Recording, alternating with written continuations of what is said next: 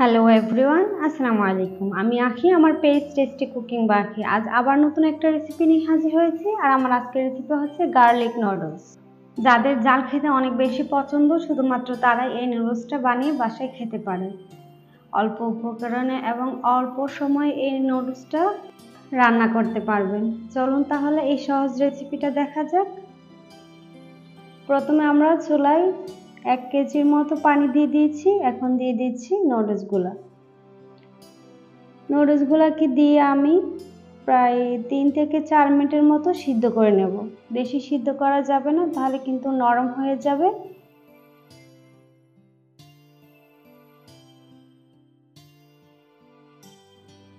আমার নুডলসটা কিন্তু সিদ্ধ হয়ে গেছে। এখন আমি নামিয়ে সাইডে রেখে দেব। আর অবশ্যই ঠান্ডা পানি দিয়ে নুডলসটাকে ধুয়ে নেবে, যেন ওভারকুক না হয়ে যায়।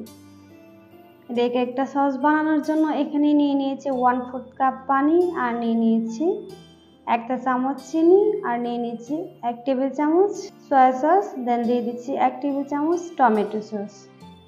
তারপর এখানে দিয়ে দিচ্ছি আমার বানানো ম্যাগি মশলা বা মশলা। তারপরে সবগুলো উপকরণ একসাথে মিশিয়ে নিব ভালো করে। মিশিয়ে নেওয়া হয়ে গেলে এখানে আমি একটা প্যান বসিয়ে দিয়েছি। তারপর এখানে দিয়ে দিচ্ছি 1 টেবিল চামচ সয়াবিন তেল। তেলটা যখন গরম হয়ে আসবে তখন আমরা এখানে দিয়ে দিচ্ছি 2 টেবিল চামচ রসুনের কুচি দিয়ে আমি 2 মিনিটের মতো ভেজে নেব। এভাবে 2 মিনিট ভাজা হয়ে গেলে এখন আমি দিয়ে দিব স্বাদ মতো কাঁচামরিচ।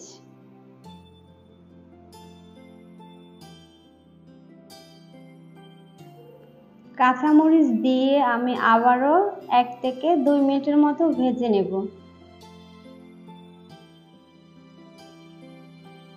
ভাজা হয়ে গেলে এখানে আমি দিয়ে দিচ্ছি চিলি ফ্লেক্স। চিলি ফ্লেক্সটা দিয়ে আমি মিশিয়ে নিব। আমি এখানে প্রায় 1.5 চা চামচের মতো চিলি ফ্লেক্স দিয়েছি।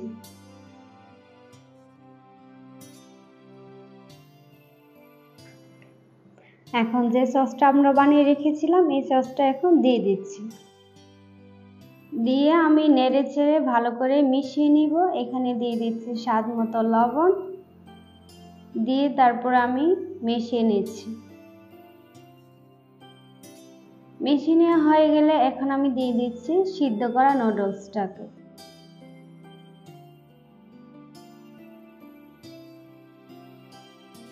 সিদ্ধ করা নুডলসটা দেওয়ার পর 2 থেকে 3 মিনিটের মতো রান্না করলে দেখবেন আপনার গার্লিক নুডলস হয়ে গেছে।